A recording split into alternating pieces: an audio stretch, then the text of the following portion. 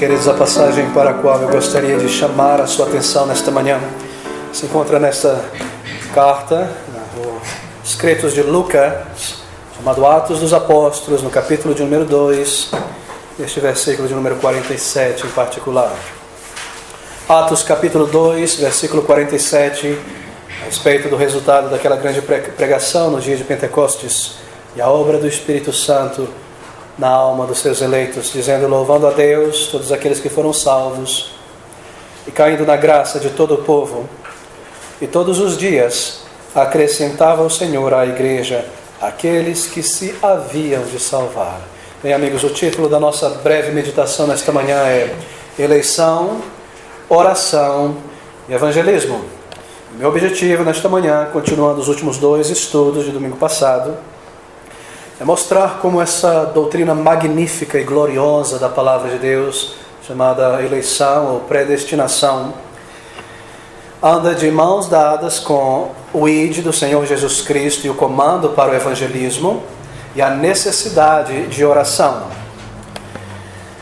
E também trazer sentido a estas palavras que nós encontramos permeando o Novo Testamento, de que o crente deve interceder por outros para a salvação e de que nós devemos ser, cada um de nós, evangelistas ao longo de toda a vida e até o final. Meus amigos, gostaria de observar também que quando uma pessoa, uma igreja nega uma doutrina tão basilar e clara como a doutrina da eleição, o resultado é nocivo para a igreja do Senhor Jesus Cristo. Nós cremos nessas doutrinas apelidadas de calvinismo, que preferivelmente preferimos nomear de doutrinas da graça soberana. Uma doutrina que diz que Deus é soberano e não o homem na salvação ou em qualquer coisa na igreja, mas que é Ele, pelo seu poder e propósito, que dá início à conversão de uma alma, e que Ele faz isso lidando com a mente e com a vontade humana. Ele não passa por cima da vontade, nem oblitera a vontade, mas Ele inclina a vontade e o coração humano para buscar a Cristo e dá a essa pessoa, esse homem, esta mulher, a fé necessária para a salvação.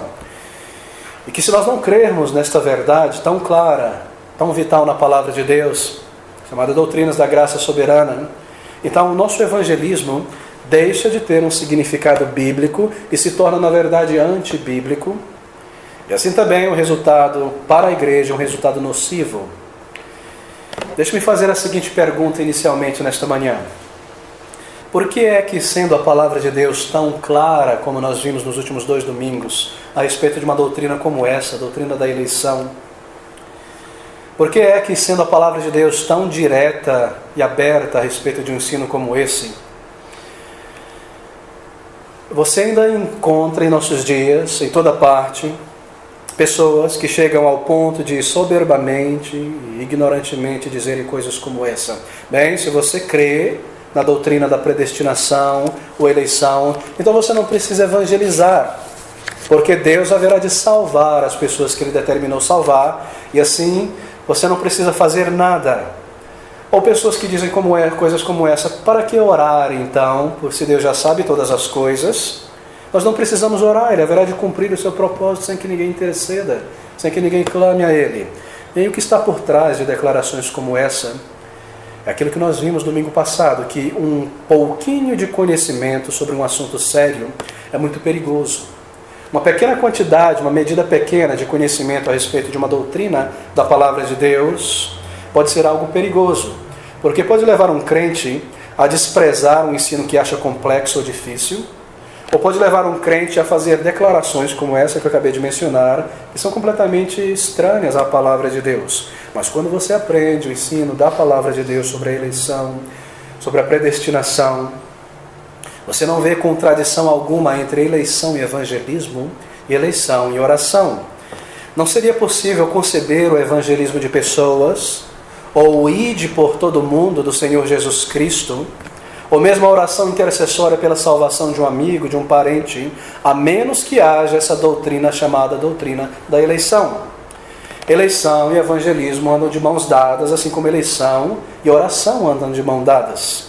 É porque há uma eleição, É porque Deus decretou e determinou que um imenso número de pessoas haveriam de ser salvas e chamadas no tempo e no espaço, que há então um ide por todo mundo para pregar seu evangelho, para que pela fé no evangelho tais eleitos sejam salvos, sejam chamados.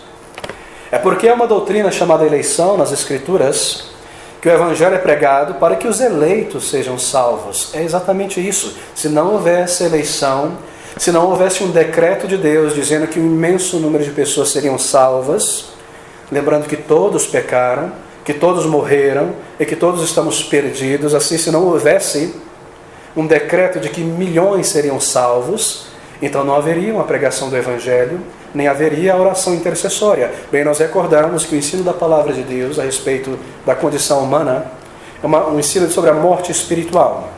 Em Romanos capítulo 5, versículo 12, como nós vimos em detalhes domingo passado, nós encontramos essas palavras.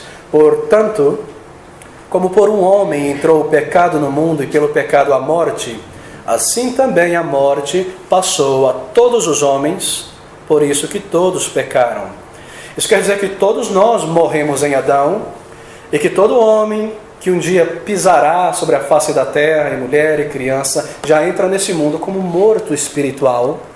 É porque houve uma queda um dia, e essa queda não foi um mero cair em parte, mas quando Adão caiu no jardim, ele não meramente machucou o joelho, mas ele quebrou o pescoço e morreu, metaforicamente falando, que não foi uma queda parcial, mas foi uma morte espiritual. E assim todos nós estamos condenados à morte eterna, que há então a necessidade, se eu posso assim dizer, de Deus agir, se Ele deseja salvar. E assim é um decreto para a eleição de que muitos seriam salvos. E porque há essa eleição, esse decreto, então por necessidade deve haver a pregação do Evangelho e por necessidade deve haver oração. Se não houvesse eleição, então Cristo não teria vindo ao mundo para morrer pelos seus eleitos. Então não haveria um ide por todo mundo, então não haveria um comando para que a sua igreja orasse e intercedesse. Assim não haveria Evangelho a ser pregado. Se não houvesse eleição e um comando, tudo aquilo que nós realizamos a cada domingo na porta do metrô e nos pontos de ônibus seria inútil, irmãos. Seria em vão. Seria em vão eu me levantar neste púlpito a cada domingo à noite e urgir, instar e afirmar e prometer que se alguém se voltar a Cristo em arrependimento pela fé ele será salvo, se não houvesse um decreto de que Deus salvaria.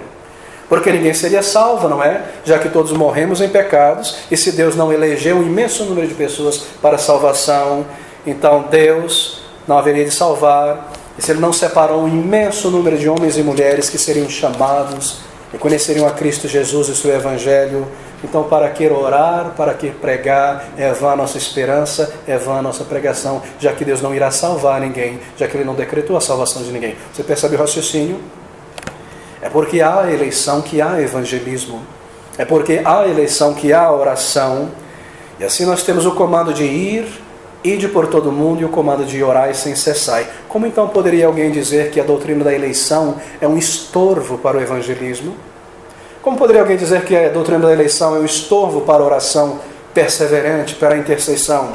Bem, quando alguém fala algo como isso, ou declara uma palavra como essa, ela está na verdade assinando uma declaração de ignorância bíblica. É por isso que nós mencionamos que um pouco conhecimento de uma doutrina profunda é um grande perigo. Assim nós queremos estar enraizados nessas verdades e conhecê-las a fundo. Bem, deixe-me de antemão dizer algo mais nessas palavras introdutórias. Sim, há um número de pessoas, de crentes em Jesus Cristo e de igrejas em várias partes do mundo, e aqui no Brasil também, que se denominam calvinistas, mas que não são evangelistas. E tais pessoas, igrejas, elas negam o título de calvinismo, porque elas não são calvinistas. Elas são hipercalvinistas. Elas creem exatamente naquilo que os nossos críticos e oponentes dizem, que se você crê num decreto no eletivo, na eleição, então não há necessidade de evangelização, nem necessidade de oração intercessória. Essas igrejas creem exatamente dessa maneira. E essa crítica é verdadeira contra essas pessoas, porque elas são desobedientes à voz divina e desobedientes ao comando de ir por todo mundo e pregar o Evangelho e ao comando de que a igreja deve orar e interceder. Bem, eu não entrarei nesse assunto, mas apenas para dizer que aqueles que desejam conhecer um pouquinho mais a diferença entre calvinismo A doutrina que nós mantemos nessa igreja, da graça soberana e hipercalvinismo, é um livro excelente do pastor Spurgeon, chamado Spurgeon e o hipercalvinismo. Mas eu quero apenas afirmar que nesta igreja nós não somos hipercalvinistas, somos calvinistas e cremos na doutrina da graça redentora.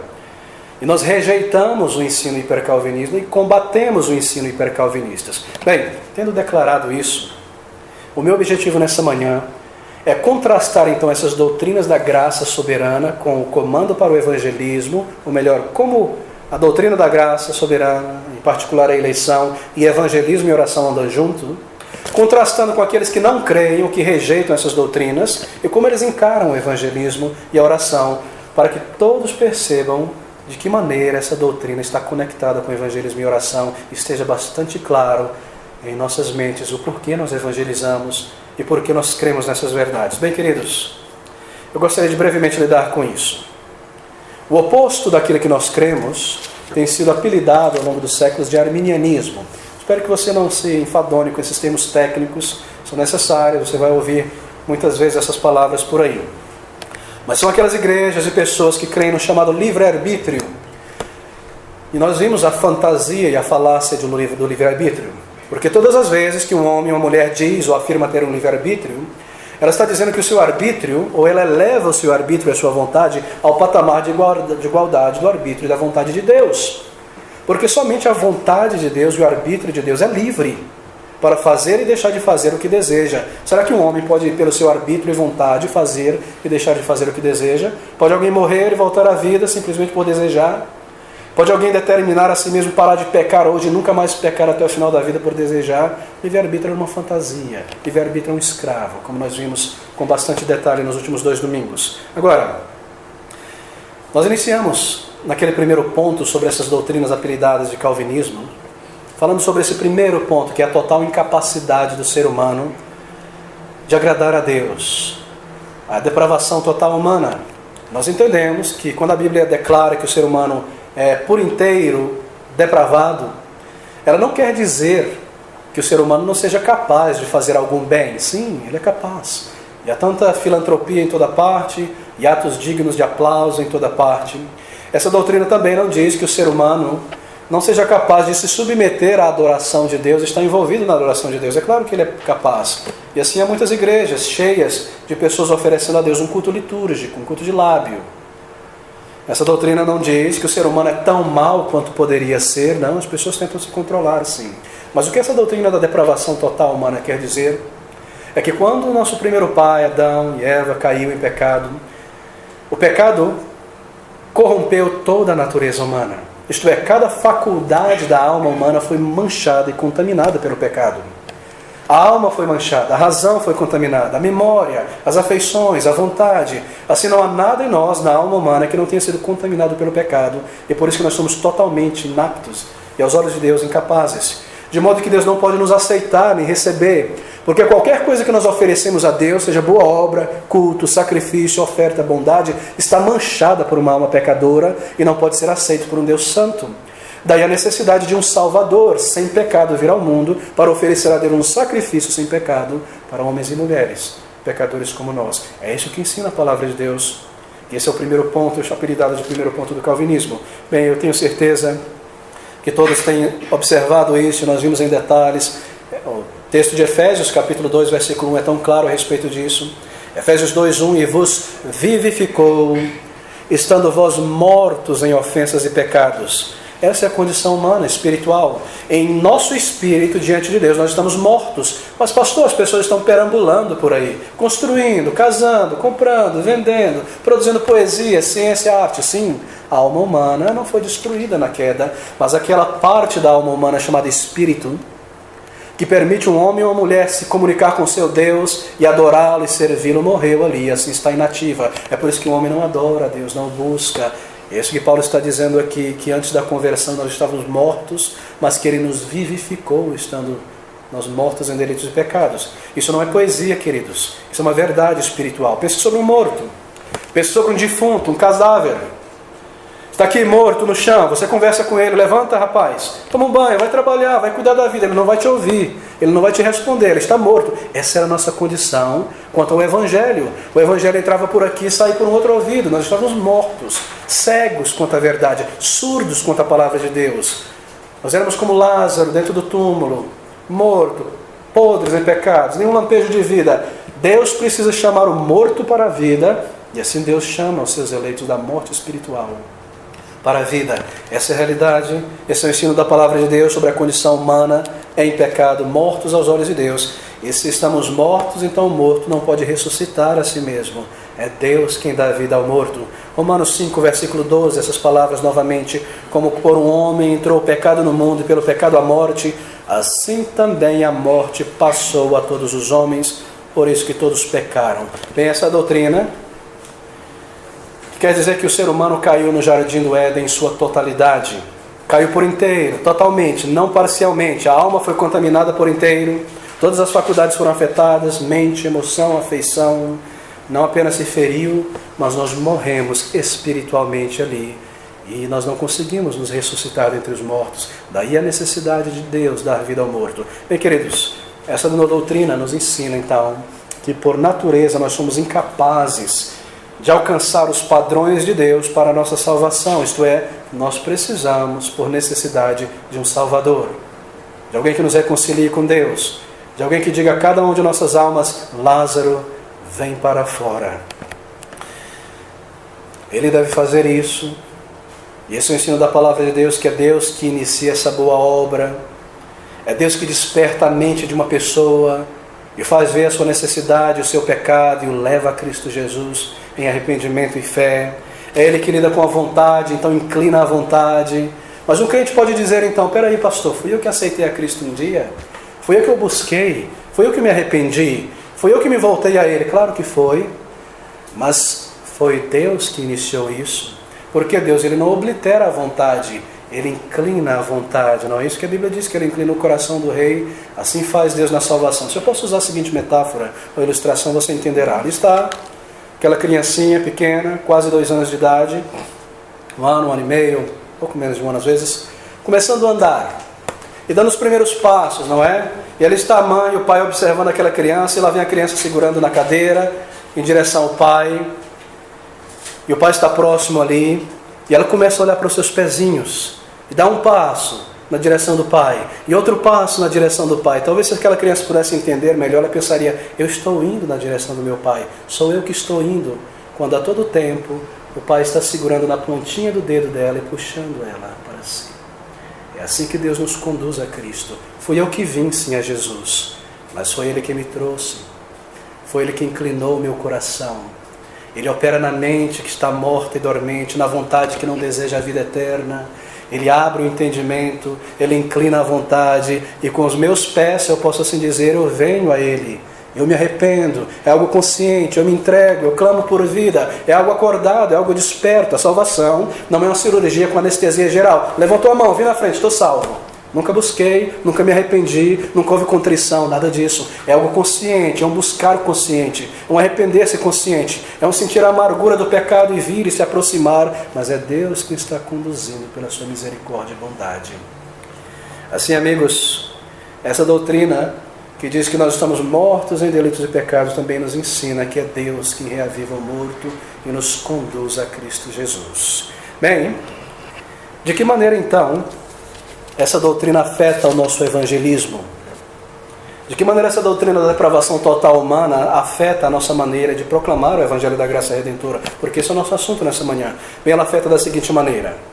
Deixa eu mostrar o avesso disso primeiro. Se eu fosse um arminiano, aquele termo técnico que diz que eu não creio nessas doutrinas, que eu creio que eu tenho livre-arbítrio, que eu posso perder a salvação, ganhar de novo, toda aquela história que nós ouvimos por aí. Se eu fosse um arminiano, crendo no livre-arbítrio, crendo na capacidade humana de se reconciliar com Deus, bem, então eu diria, sim, eu sou um pecador aos olhos de Deus. Eu não posso agradá-lo 100%.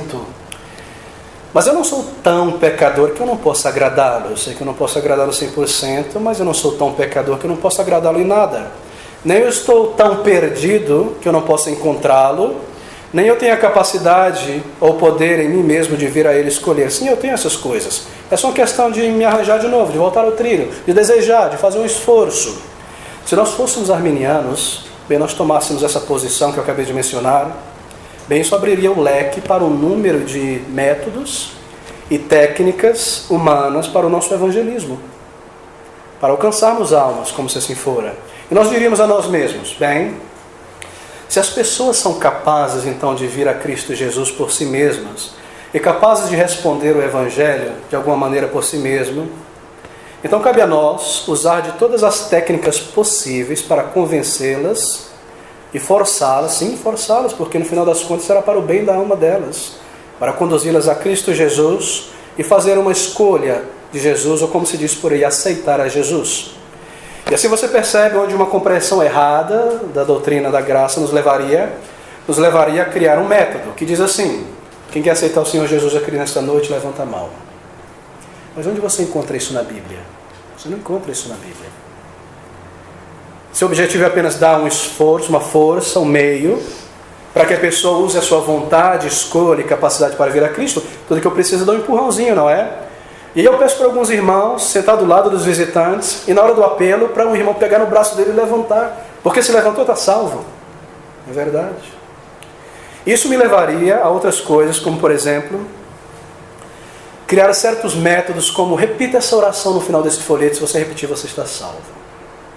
Porque o que importa é ajudar a pessoa a ser salva. Você percebe o erro que uma doutrina errada conduz na prática do evangelismo? E se alguém dissesse algo do tipo e nos criticasse e dissesse: bem, mas isso não é um tanto manipulativo, isso não é um tanto artificial, não há uma certa artimanha por trás desses métodos e técnicas e psicologia e emocionalismo para forçar uma pessoa a vir à frente e coisas como essa, levantar a mão, levar uma pessoa a dar uma resposta imediata, bem, nós diríamos: não. O que importa é que nós conduzimos a pessoa a aceitar o Senhor Jesus Cristo, porque a própria pessoa tem a capacidade de fazer isso, e no final das contas nós estamos operando pelo bem dessa pessoa. Isso é uma questão de dar um empurrãozinho. E é baseado nessas concepções arminianas, como eu mencionei, que muitas igrejas desenvolvem e copiam suas técnicas do mundo em volta. Bem, o mundo diz assim: como ganhar um cliente? Como ganhar um comprador? Como fazer pessoas se envolverem ou participarem de uma política, de um partido político e levantar a bandeira dessa causa? Como fazer? Como convencer as pessoas a isso? Bem, apele às emoções. Crie uma ideologia. Põe uma música de fundo na propaganda. Fale o desejo natural da pessoa. Tente passar por cima da mente e no nervo da emoção. E você vê isso na televisão, nas campanhas da política, música de fundo, ideal. Cria uma ideologia. O importante é que o número de voto alcance e eu seja eleito e esquece toda a ideologia depois. Isso é trazido para dentro da igreja. Então está ali o pastor pregando, uma mensagem que não fala sobre o pecado, porque isso ofende, a pessoa sai da igreja. Uma mensagem que não fala sobre a nossa morte, miséria espiritual e a condenação eterna, porque isso é negativo. A psicologia diz: não use termos negativos, massageie o ego das pessoas, traga tudo aquilo que atrai a mente carnal. E quando eu estiver chegando ao final, pianista, você já sabe, eu mexo o cotovelo aqui, você começa a tocar uma música de fundo bonita, que amansa a pessoa e ela começa a chorar. E muda o acústico no microfone e minha voz sai bem macia. E eu começo a trabalhar técnicas de psicologia para levar a pessoa a vir à frente, porque tudo é uma questão de vir à frente, levantar a mão. Uma questão de dar uma ajudinha, não é? E aí está os métodos do mundo influenciando a igreja do Senhor Jesus Cristo. Mas essas pessoas que usam esses métodos estão agindo de uma maneira bastante lógica. Não erre quanto a isso. Elas estão simplesmente seguindo o que elas creem. Que o ser humano não caiu, não morreu em pecados, que tudo que precisa é de uma ajudinha, de algum auxílio. Mas, queridos, quando nós conhecemos essas doutrinas da palavra de Deus, e nós nos mantemos nela, aqui está o outro lado da moeda.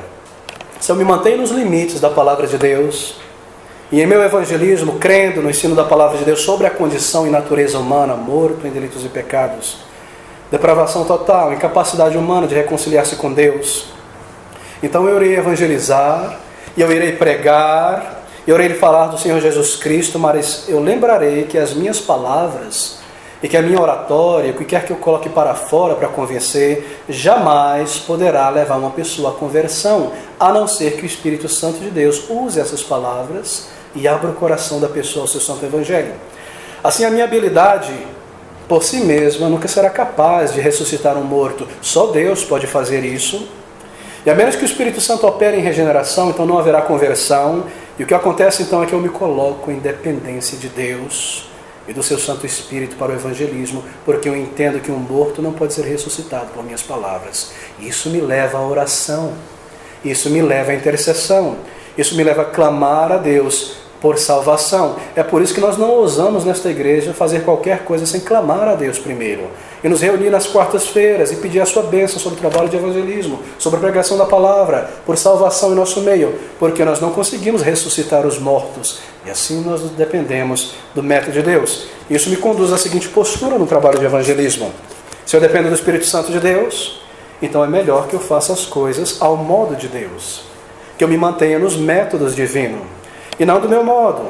É melhor que eu creia e mantenha o método que o Espírito Santo de Deus deseja usar e não crie os meus métodos e técnicas, porque assim eu estarei disponível a Deus como instrumento em suas mãos. E o método de Deus é esse: proclamação do Evangelho em dependência dele e mais nada. Ir atrás, reunir as crianças, bater de porta a porta, fazendo o quê? Proclamando o seu Evangelho, crendo que ele chamará os seus eleitos, crendo que ele ressuscitará os mortos, crendo que ele usará o seu povo. Quando nós nos mantemos no método de Deus, isso é agradável a ele, e assim ele usa o seu povo para levar o Evangelho aos seus eleitos e almas serão salvas. Enquanto eu prego, enquanto você testemunha, enquanto você faz um estudo bíblico evangelístico com alguém, eu sei que eu estou fazendo aquilo que Deus comandou e da maneira que ele estabeleceu, então eu posso esperar por frutos genuínos de verdadeira conversão. Então eu posso esperar que a igreja local será construída por ouro, pedras preciosas, e não por madeira e palha, que não suporta o fogo da provação. Então eu sei que as vidas sendo transformadas mostrarão frutos de verdadeiro nascimento.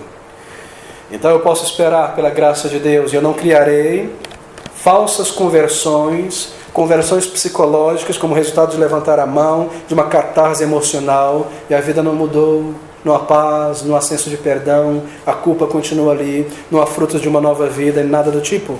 Eu não produzirei conversões baseadas em manipulação emocional. E encherei a igreja de pessoas não convertidas. Você percebe a sabedoria de Deus? Quando nós observamos as doutrinas, nós percebemos como elas são compactas. Elas estão ligadas umas às outras, não é?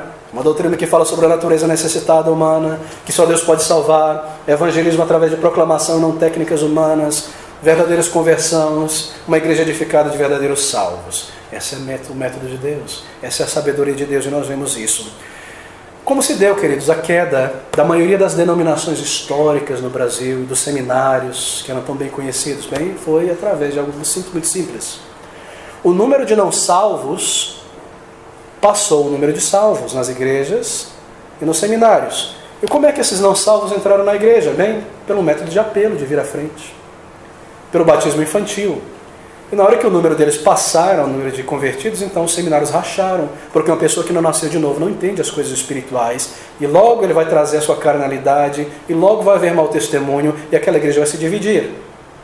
Foi essa a razão porque os seminários sucumbiram ao liberalismo, ao neopentecostalismo e a tantas ideias. E igrejas se tornaram nada mais do que centros de entretenimento religioso. Quando o número de não salvos passa o número de salvos. Por quê? Porque nós começamos a usar métodos da inteligência humana e colocamos de lado a sabedoria de Deus para manter a sua igreja em pé. Mas se você mantém uma perspectiva da salvação que é bíblica, de acordo com as doutrinas da graça soberana, e percebe a independência do Espírito Santo, então você se mantém nos limites da palavra de Deus, e Ele estará edificando a sua igreja. Será que não é um sinal de grande falta de fé que pastores e líderes têm que se apoiar em métodos humanos e técnicas humanas para alcançar pessoas, quando Deus declara que Ele haverá de enviar os seus a Cristo e salvá-los simplesmente pela pregação do Evangelho? É um sinal de grande falta de fé na palavra de Deus. Mas nós estamos no século 21, pastor. Você nunca ouviu falar sobre Facebook, WhatsApp, YouTube? Nós temos que adaptar os nossos métodos. E hoje há pessoas que se acham mais sábias do que Deus. Imagina que Deus não previria um século 21. E aqui estamos nós mudando a palavra de Deus. Queridos, nós usamos maneiras diferentes para propagar a mensagem, mas nunca alteramos o método nem a mensagem. A mensagem é o Evangelho e o método é proclamacional. O método é direto, é alma com alma, coração com coração, o Evangelho direto. Não através de um fantoche, indiretamente, não através de uma expressão musical, nada do tipo. Palavras, uma mensagem racional, dirigida à alma humana. Bem, querido, se você não tem uma perspectiva bíblica quanto a isso, então essa é a maneira que essa perspectiva influencia a nossa maneira de evangelizar e orar. Ela nos leva a este mundo. Mas quando a igreja toma uma postura como essa, arminiana, livre-arbítrio, métodos humanos, então todo tipo de coisas estranhas e nocivas começam a entrar dentro da igreja e criar supostas conversões. E as pessoas usam iscas, não é? Para atrair outras pessoas, porque por uma questão de auxiliar iscas, você precisa de cura, venha Jesus. Você precisa de uma melhor vida, venha Jesus, de prosperidade, Deus te terá isso, busque a salvação e você terá o que você quer. Mas não é exatamente o oposto à mensagem do Evangelho. Você precisa de reconciliação com Deus. Venha por essa razão.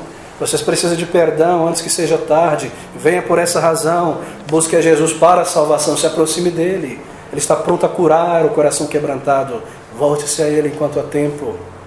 Outras pessoas usam o método favorito de nossa geração, que é o método do entretenimento. Então a adoração se torna contemporânea. Ela se torna estética, extasiante, impacto musical, sensacional, desfrute social. Crie alguma coisa que mantenha as pessoas aqui. Evite falar coisas sobre pecado, sobre a necessidade de arrependimento. Atrai pessoas. E assim, muitos vêm e por ali estão, mas nunca se aproximaram de Cristo em arrependimento. Nunca se humilharam diante dele, confessando seus pecados, nunca clamaram por vida, nunca experimentaram aquilo que a Bíblia chama de nascer de novo. Foram institucionalizados em uma igreja, começaram a se polir o linguajar e a atitude, deixar certas coisas grotescas, mas nunca nasceram de novo. E esse é o resultado de igrejas onde o Evangelho não é proclamado segundo a palavra de Deus. O método bíblico, queridos, é um método proclamacional e nós precisamos nos manter nele. Bem, nós dirigimos o ensino da palavra de Deus à mente, para que pessoas entendam sua alienação de Deus, os critérios para a salvação, arrependimento, fé, e assim se aproximem de Deus enquanto há tempo. Segundo esses critérios, experimentem o poder de Deus em sua vida. Nós dirigimos sim as afeições, não deixamos a emoção e a afeição de lado, mas nunca dirigimos diretamente as afeições, mas sim sempre a mente. Porque a emoção e a afeição faz parte desse sistema de resposta, não é? Nós queremos dirigir a palavra à mente. E quando a mente ouve a mensagem, contrição vem por causa do pecado, ou alegria vem pela certeza de salvação. Mas sempre dirigido à mente, a palavra de Deus é assim.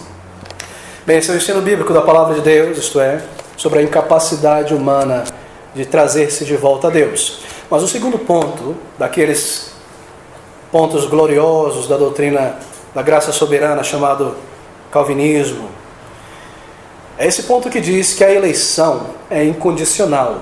E quando Deus decidiu eleger um grande número de pessoas para a salvação, Ele o fez não baseado em qualquer mérito humano, mas sem condição da parte humana. E nós vemos isso em Romanos 8, 29, como vários outros versículos que já consideramos, palavras bastante claras. Romanos 8, 29, porque os que dantes conheceu, também os predestinou para serem conformes à imagem de seu Filho, a fim de que ele, isto é, Jesus, seja o primogênito entre muitos irmãos. Efésios 2, 8 e 9. Porque pela graça sois salvos por meio da fé, isto não vem de vós, é dom de Deus. Não vem das obras para que ninguém se glorie. Nós não fomos salvos porque Deus na eternidade viu que certas pessoas haveriam de crer em Jesus e assim Ele os predestinou, mas o contrário. Ele predestinou para que pessoas crescem em Jesus Cristo. É isso que Paulo está dizendo. Pela graça sois salvos sem mérito por meio da fé. E isto que é a fé, não vem de nós. É um dom de Deus. Ele dá a fé para que creiamos. E não que Ele viu que nós creríamos, e assim nos decidiu predestinar ou dar a fé, exatamente o contrário. Essa é a palavra de Deus, o ensino da palavra de Deus. Agora nós perguntamos, de que maneira esse ensino, brevemente explicado agora, afeta o nosso evangelismo? Bem, ele afeta da seguinte maneira. Eleição incondicional afeta o nosso evangelismo. Porque se eu não creio nessa doutrina, se eu desprezo esse ensino, da eleição incondicional, e começo a pensar que Deus elegeu ou salvará baseado na presciência, que Ele prescindiu, viu lá na frente quem creria. Então, naturalmente, eu começarei a pensar, esse é o resultado lógico, que certos tipos de pessoas estão mais propícias a serem salvas do que outras. Esse é um resultado natural. Se eu imagino que foi porque Deus previu, lá na eternidade passada, viu lá na frente, no tempo e no espaço, aquelas pessoas que o buscariam e se aproximariam do seu filho, e determinou que elas seriam eleitas, então naturalmente eu começo a pensar agora que certas pessoas são mais propensas à salvação do que outras. Eu vi um pastor uma vez dizer e mencionar que o foco de evangelismo nele deveria ser as pessoas entre 20 e 40 anos de idade somente. E eu perguntei por quê. Ele falou porque, segundo a minha pesquisa, é nessa faixa etária que a maioria das pessoas são salvas. Então, qual é o método para alcançar essa faixa etária 20 a 40? Entretenimento, apelo ao senso, sociabilidade, etc. Deve usar bandas, show, palestrantes de todo tipo. Você percebe a ingenuidade, a sabedoria humana? Outros pensam que pessoas de certas classes sociais respondem melhor ao Evangelho do que certas outras. Mas quando nós abandonamos essas ideias não bíblicas e cremos que todos estão mortos e que Deus irá chamar, como Ele determinou, pessoas de todos os grupos sociais, idades, épocas, grupos étnicos, então nós sabemos que não há nada no ser humano que o torna mais propenso ou menos propenso à salvação. O morto não está mais ou menos propenso a levantar. E dirigimos ao nosso alcance evangelístico a todos os grupos, a todas as idades, a todas as faixas etárias, a todas as classes sociais, porque Deus tem os seus eleitos entre todos os grupos. Sim, nós sabemos que há certos terrenos que parecem ser mais resistentes, talvez por uma lavagem cerebral sofrida na televisão, ou do ateísmo, ou do mundanismo, mas nós somos comandados a seguir em frente em terrenos pedregosos, em terrenos espinhosos, em todo tipo de terreno, proclamando o Evangelho, porque Cristo haverá de chamar os seus ali. E assim nós lançamos mão do Evangelho, proclamando ele às crianças e reunindo elas. Ah, mas criança não entende o Evangelho? Claro que entende. É o Espírito de Deus que capacita ela a entender. Mas uma criança, sim, possui uma alma eterna, que se morrer na infância, está tão perdida e condenada ao inferno quanto um ancião de 100 anos de idade, porque nós não cremos no purgatório e é uma alma eterna. Então nós lançamos o Evangelho às crianças, e aos idosos, e aos jovens, e aos penitenciários, e aos soldados, e aos enfermeiros, e aos ricos, e aos pobres, e a todo tipo de pessoa. Porque Deus tem os seus eleitos em toda parte. É assim que essa doutrina afeta o nosso trabalho de evangelismo. Ela nos leva a pregar em toda parte e não criar supostos métodos baseados na psicologia humana de quem aceitaria, quem não aceitaria, quem gostaria, quem não gostaria. Não. Você lança a rede e Deus chama os seus eleitos a ela. Deixa-me lidar com o terceiro ponto brevemente. Um terceiro aspecto da doutrina da graça soberana. A chamada redenção particular ou expiação limitada. É o terceiro ponto do calvinismo, quando nós vimos que diz que Cristo Jesus, ao vir a este mundo, ao ir àquela cruz, ali ele foi para pagar pelos seus eleitos somente. Ele veio morrer por aqueles que ele, na eternidade passada, determinou seriam salvos. E assim a sua obra foi magnífica e perfeita e não foi frustrada. E cada um daqueles por quem ele morreu será chamado e nenhuma gota do sangue de Jesus Cristo será desperdiçada. O contrário deste ensino arminiano é aquele que diz que Cristo morreu em potencial, mas por ninguém em particular. Ele morreu para abrir uma porta e agora ele está sentado em seu trono, de braço cruzado, esperando que o homem queira ou não queira vir. Assim ele está frustrado, porque ele deseja salvar, mas muitos não querem. Esse é o ensino que dá ao homem a soberania da sua salvação. E assim, o sangue de Cristo, nesse sentido, foi vertido em vão por muitos, que não serão salvos no final das contas.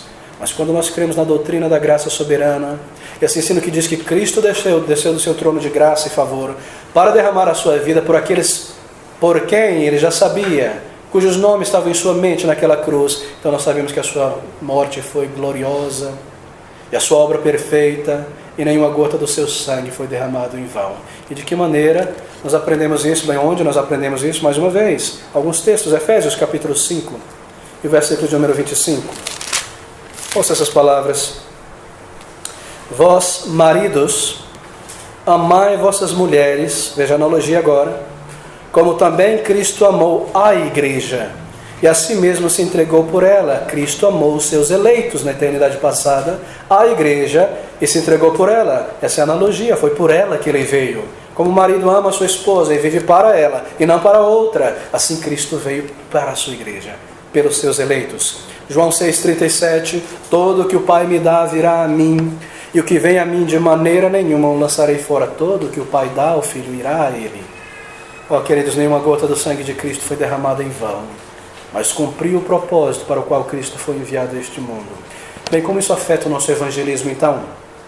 E a maneira que nós oferecemos o Evangelho? Bem, essa doutrina diz que há verdadeiro poder no sangue de Jesus. Somente um calvinista pode cantar este hino, há poder no sangue de Jesus. E falar essas palavras tão envelopadas em pentecostalismo. Só um calvinista pode dizer, há poder no sangue de Jesus. Porque ele não foi derramado em vão, porque nenhuma gota foi desperdiçada. Uma pessoa salva será realmente salva e não perderá a sua salvação. Uma pessoa redimida pelo sangue de Cristo, isto é, pelos seus méritos, obviamente, jamais se perderá no final, será preservada e sustentada até o fim. Você pode afirmar com toda certeza que se ele morreu por você e derramou seu sangue por você, e você foi verdadeiramente salvo, então você está verdadeiramente seguro e guardado, e a morte de Cristo se aplica à sua vida. E ao seu caso, foi por você, por nome que ele veio a este mundo. Pense sobre isso. Ele te conheceu na eternidade passada. O teu rosto, a cor da tua pele, dos teus olhos, cada átomo, cada célula.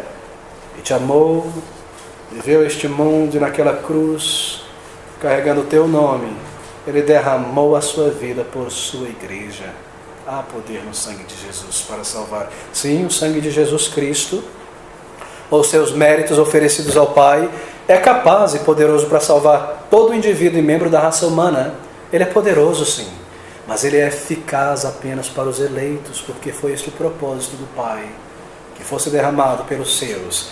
E nós podemos dizer que ele morreu pessoalmente por aqueles por quem ele veio a este mundo. E que você, respondendo ao chamado, esse é o nosso evangelismo, quando você prega e evangeliza e diz, se você responder esse chamado e em arrependimento se aproximar de Cristo, confiando nele, você poderá estar seguro de que foi por você que ele morreu. Todo que o Pai me dá virá a mim. E aquele que vier a mim, se eu posso mudar essas palavras por um minuto, eu morrerei por ele, por ela na cruz, e será salvo. Assim nós podemos pregar o Evangelho dessa maneira. Bem, nós não dizemos às pessoas coisas que o Evangelho não diz. Nós não oferecemos para a pessoa no evangelismo coisas que o Evangelho não oferece. Você não pode dizer a uma pessoa, Cristo morreu por você, amigo. Nós não sabemos. Mas você pode dizer, se você se arrepender e se aproximar dele, experimentar uma obra de conversão, eu posso te garantir que você foi um eleito de Deus. Foi por você que ele morreu. Eu não posso dizer a uma pessoa, Cristo Jesus morreu por você com certeza, porque eu estaria oferecendo algo falso se essa pessoa morrer sem a salvação. Mas eu devo dizer, como a palavra de Deus me diz, arrependei-vos e crede no Evangelho, e se ela se arrepender e crer, estará provado que é um eleito de Deus. Porque se é verdade que Deus elegeu um número imenso de pessoas para a salvação, é verdade também que todo aquele que se aproximar de Cristo em arrependimento para a salvação será salvo. Porque todo que o Pai dá ao Filho virá a Ele. Você percebe como a doutrina da eleição não contradiz a oferta livre e gratuita do Evangelho? Jamais. Isso é ser bíblico. É ensinar que Ele tem predestinado, ensinar e comandar e exortar o pecador que se arrependa para a salvação.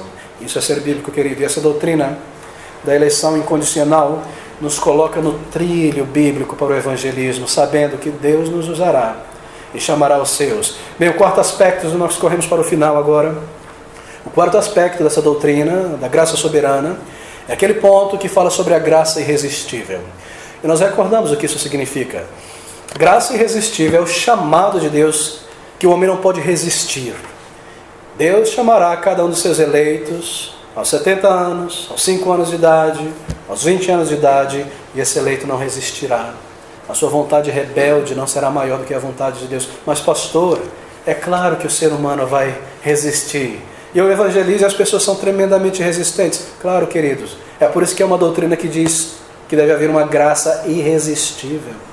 que é maior do que a resistência humana, que domina a rebelião do coração, e vá sobre a resistência humana e atire da lama e do calabouço. Graça irresistível. Todo homem resistirá a Deus. Toda mulher morta em delitos e pecados resistirá ao Evangelho. É por isso que é necessária uma doutrina como essa, da soberania de Deus, de uma graça que não pode ser resistida, e os seus eleitos serão chamados e serão salvos. Deus inclina o coração e atrai a pessoa a Cristo pela mente, pela vontade, levando ao arrependimento, e ela não fugirá, mas se entregará e confessará, e crendo será salva. E de que maneira isso afeta então o nosso evangelismo? Bem, isso nos dá ousadia e confiança tremenda no Evangelho. Somente um crente firme nessas doutrinas tem ousadia para pregar, porque ele sabe que Deus possui o seu eleito em toda parte, e ele sabe que ao lançar a rede do Evangelho, Cristo chamará os seus eleitos, e que eles não resistirão, mas pelo Evangelho serão conduzidos a Cristo Jesus. Ele usa o seu povo para levar o Evangelho aos seus eleitos, e quando nós pregamos e testemunhamos, Ele fará esse chamado interior, se lembra? O chamado irresistível. Bem, há dois chamados na Bíblia, como nós vimos. Um chamado exterior, é o chamado que eu faço todos os domingos nesse púlpito à noite, e que você também, evangelizando, você apela à razão da pessoa pelos argumentos bíblicos, você chama ela a vir a Cristo, você urge. Mas isso pode fazer muitas coisas. Há uma coisa que ela nunca fará, esse chamado exterior: nunca levará uma pessoa à conversão, porque eu não posso ressuscitar o morto. Mas então a palavra de Deus me ensina que junto com esse chamado exterior, da pregação do Evangelho a todo o público, a toda a audiência, a toda a nação, há também um chamado interior do Espírito Santo no coração, que pega essas palavras do Evangelho, convence o pecador e o chama a Cristo Jesus. Graça irresistível. E nós sabemos que não é em vão pregar o Evangelho em lugar algum, queridos. E conforme você proclama, Deus pelo Espírito fará, como naquele dia de Pentecostes, quando aqueles homens ouviram e disseram a Pedro: que faremos, varões e irmãos, coração compungido? Ou quando Paulo pregando ali naquela cidade de Filipos, e aquela mulher chamada Lídia ouvindo, e de repente Deus abriu o seu coração. Ou como aquele homem blasfemo, maligno na cruz, blasfemando contra Cristo, de repente ouvindo aquele sermão sem palavras de Cristo na cruz, e daqueles homens, de repente o Espírito Santo o chama, um dos seus eleitos. E assim nós podemos ter segurança e alegria e certeza que Ele cumprirá o seu propósito.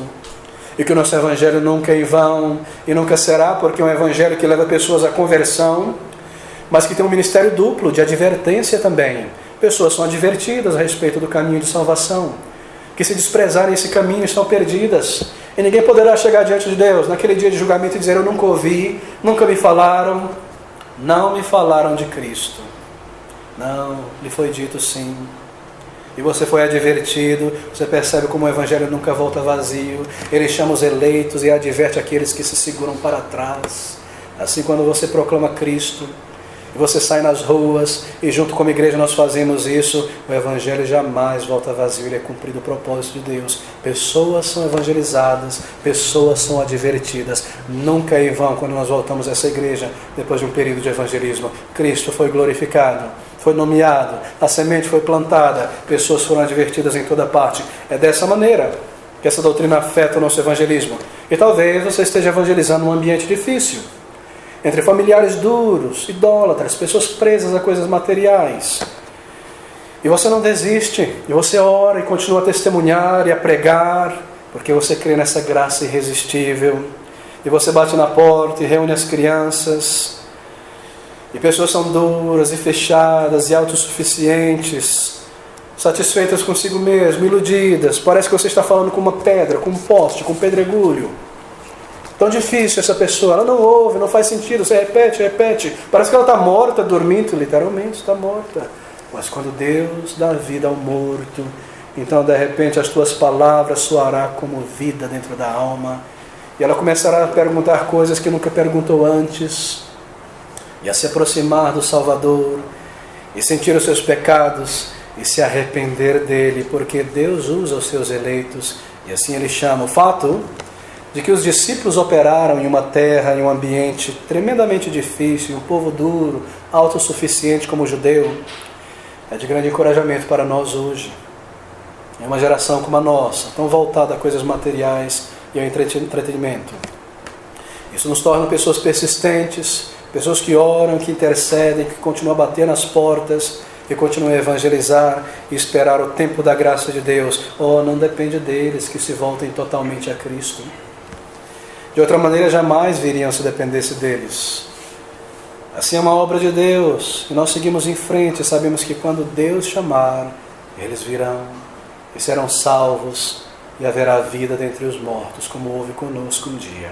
Queridos, o arminiano diria: mas você não pode usar apenas a pregação, você não pode apenas proclamar o Evangelho nessa geração moderna como a nossa, você tem que usar coisas que atraem as pessoas. Primeiro atrai as pessoas. Traga uma banda, use o teatro, a coreografia, use show, faça uma peça teatral, algo mais, algo de impacto, algo que as pessoas gostem. Organize isso na igreja. Música, conjunto, jogral. Traga as criancinhas para frente, tão amáveis, tão bonitinhas, quem não quer ver as criancinhas? Traga coisa que sensibilize as pessoas. Faça lanche após lanche depois do culto.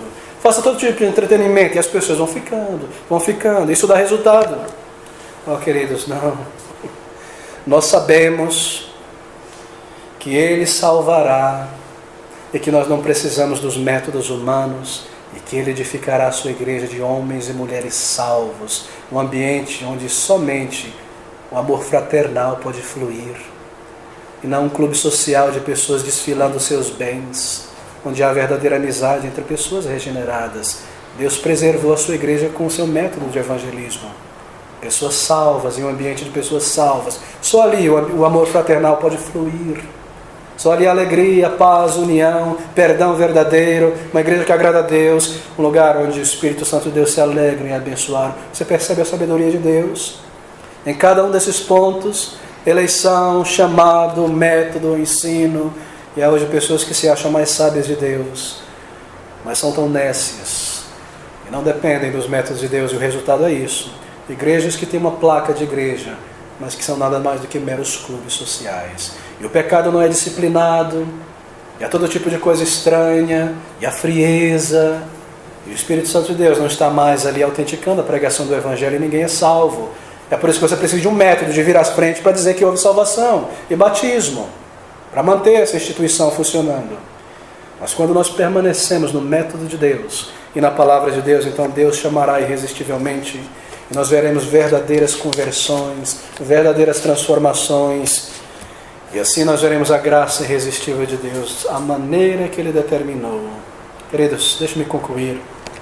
O último grande aspecto, então, esse quinto ponto, que fala sobre a perseverança dos salvos, que Deus haverá de preservar os seus eleitos, os fazendo perseverar na santidade até o fim.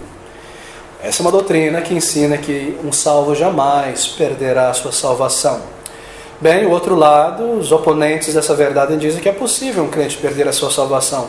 E eles estão agindo segundo a lógica deles. Porque se eles creem que depende de uma pessoa ser salva, então obviamente dependerá dela também se manter salva. Mas quando nós cremos que isso é um poder de Deus operando, e que é Ele que ressuscita os mortos, então Ele haverá de preservar os seus salvos, fazendo com que eles perseverem.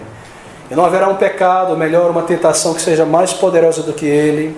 E mesmo no meio dela, Ele dará uma válvula de escape para que ele saia dela e volte às coisas relacionadas à sua santificação, para que seja preservado até o fim, ainda que seja necessário que esse Pai de misericórdia discipline e lide com o orgulho do ser humano, que precisa ser lidado continuamente, mesmo entre crentes. Ele nos traga de volta aos trilhos pela sua graça e pelo seu favor. E nós vemos essa verdade em João capítulo 10, versículo 28, tão clara nas palavras do Senhor Jesus Cristo. João 10, 28. E dou-lhes a vida eterna, e nunca hão de perecer, e ninguém as arrebatará da minha mão. Não poderia ser mais claro essas palavras, não é? Jamais perderão a salvação. Bem, como isso afeta o nosso evangelismo então, queridos? A maneira que nós oferecemos o Evangelho. Bem, quando eu entendo que isso, salvação, a vida cristã é uma jornada para toda a vida, que a salvação é permanente, que nós seremos preservados por Deus, então esse pensamento não me permite ser superficial na proclamação do Evangelho. E não me permite colocar o carro na frente dos bois, como se diz, nem me permite, como um crente, aceitar qualquer declaração de eu creio em Deus, ou eu sou um salvo, ou eu sou um cristão. Não. É necessário ver frutos. É necessário ver santificação. É necessário ver um novo coração. Nós buscamos por frutos de verdadeira conversão, queridos.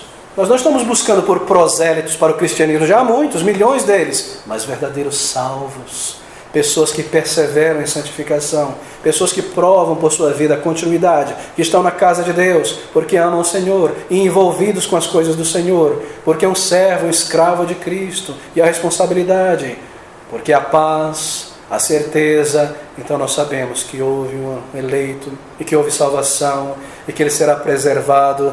E eu não me envolvo nesses métodos arminianos que dizem, se somente eu conseguir as pessoas levantarem a mão e vir à frente e repetir essa leitura no final do folheto, então eu posso afirmar que elas foram salvas. Mas nunca houve uma busca, nunca houve contrição, nunca houve confissão de pecados, nunca houve uma busca consciente pela conversão. Oh não, queridos, salvos, não prosélitos, verdadeiros homens e mulheres que experimentaram a graça de Deus em suas vidas. É isso que nós buscamos, conversão. E estes Deus haverá de conservar e preservar até o final. Conversão é uma obra do Espírito Santo. Ela é consistente, ela dura para sempre. Deus preservará os seus. Há alguns problemas, como eu mencionei nesses pontos. Hipercalvinismo. Por que pregar então o Evangelho, se Deus haverá de salvar de qualquer forma? Querido, porque Deus comanda e de pregar o Evangelho. Se você deseja ser um crente bíblico, você deve obedecer, ainda embora você não entenda essas coisas. Ainda embora sejam mais elevados que nossos pensamentos. Como pode ser que essa doutrina da predestinação se reconcilie com a minha ideia de que o ser humano é responsável pelos seus pecados? Sim, Deus predestinou para a salvação e nós somos responsáveis pelos nossos pecados e responsáveis por responder ao Evangelho. Esse é o ensino da palavra de Deus. Por que orar? Se Deus haverá de cumprir, Ele já sabe o que vai acontecer, porque Deus comanda orar sem cessar. Aqui está a resposta a esses antagonistas. Como isso acontece então? Que alguém estando morto em delitos e pecados buscará a Deus, porque Deus dá vida ao morto, pela pregação do seu Evangelho. E é por isso que nós pregamos, porque Deus deseja que pessoas conscientemente possam passar por esse processo chamado conversão, sentirem os seus pecados, se humilharem diante de Deus por seus pecados, se aproximarem deles para a salvação, saberem que foram ouvidos, saberem que nasceram de novo, terem certeza do amor de Deus e assim viverem seguros e firmes da graça de Deus em suas vidas. Queridos, Deus está nos treinando para isso. Nós pregamos para publicar o coração de Deus também. Nós pregamos para publicar o amor de Deus, que o coração dele é tão grande. E que aquelas pessoas que rejeitarem o seu Evangelho, esse convite de vida eterna, serão julgadas assim.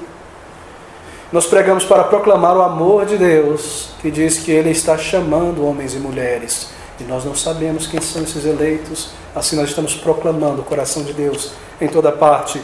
E Deus nos treina, por meio do Evangelho, pregação dele, para sermos como seu Filho, que veio ao mundo para proclamar este reino e estava em toda parte fazendo. É por isso que nós pregamos o Evangelho. Ainda embora nós sabemos que Ele tem os seus eleitos, porque Ele comandou, porque nós queremos proclamar o coração de Cristo, porque Ele está nos moldando como o Senhor Jesus Cristo. Nós evangelizamos, nós pregamos, nós vamos em toda parte, para que o povo de Deus seja mais como Cristo, em toda parte, compaixão pelas almas perdidas, para que meu povo seja como meu filho. Esse é o objetivo de Deus através da sua igreja. Bem, eleição e oração.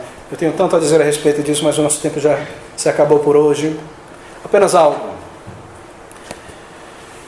Quando uma pessoa diz, por que orar, por que interceder pela salvação, se Deus já determinou os seus eleitos, Ele haverá de salvar. Bem, queridos, se você entendeu o porquê evangelizar, embora a eleição, então você não terá dificuldade de entender o porquê orar. E quando alguém diz, não faz sentido orar se você é um calvinista, então essa pessoa está assinando um atestado de ignorância sobre a palavra de Deus. Mas talvez a resposta, talvez não, certamente seja essa. Por que orar então, se Deus determinou todas as coisas? E a resposta da palavra de Deus é essa, que na eternidade passada, Deus determinou salvar um grande número de pessoas. Deus elegeu e determinou que elas alcançariam a salvação pela sua obra, a obra de Deus, seriam salvas. Deus determinou o fim, que é a salvação, mas Ele determinou também os meios. E dentre esses meios, Deus determinou que o seu povo haveria de orar e clamar a Ele, interceder, e Ele ouviria, e Ele salvaria. É por isso que nós oramos, porque na eternidade passada Ele determinou o fim, e como Ele determinou também o meio, e a oração faz parte deste meio, pelo qual Ele haverá de ouvir o clamor do seu povo. Por aqueles que nós evangelizamos, por amigos, parentes, pessoas não salvas, e haveria de ouvir e chamar. Essa é a resposta. Elegidos para a salvação, com o fim da salvação, glorificação nos altos, e também os meios para essa salvação. E assim, quando você prega e evangeliza, e ora e clama, Deus está cumprindo o seu propósito eterno em sua sabedoria, e Cristo será glorificado, e a sua igreja será edificada, e nós seremos instrumentos na mão de Deus. E se nós não nos envolvermos, Cristo continuará sendo edificado, e mesmo as pedras clamarão, e outros haverão de orar, e outros haverão de ir nos pontos de ônibus e no metrô, e nós perderemos as bênçãos da instrumentalidade, e de comer o pão do céu, que é fazer a vontade de Deus, e de experimentar maior certeza e frutos e as demais coisas sendo acrescentadas. Mas quando nós nos envolvemos e temos essa doutrina certa em nossas mentes, com ousadia, dependência do Senhor, sabendo que a palavra não volta vazia, advertência, salvação, então o propósito de Deus é cumprido, e nós somos abençoados e a igreja é edificada. Aqui está, queridos, a doutrina da graça redentora, da soberania de Deus, que Ele elegeu, a maneira como Ele traz os seus eleitos, vimos domingo passado, e a maneira que isso afeta o nosso evangelismo e a nossa oração. Esteja certo a respeito disso. Defenda e proclame essas verdades no meio de uma geração tão distante de Deus. E assim que seja firme nos caminhos antigos, e Deus te honrará, e o teu evangelismo e a tua oração, e Ele edificará a sua igreja como já está fazendo. Que Deus nos abençoe e aplique realmente essa verdade às nossas almas, e nos molde pela sua palavra.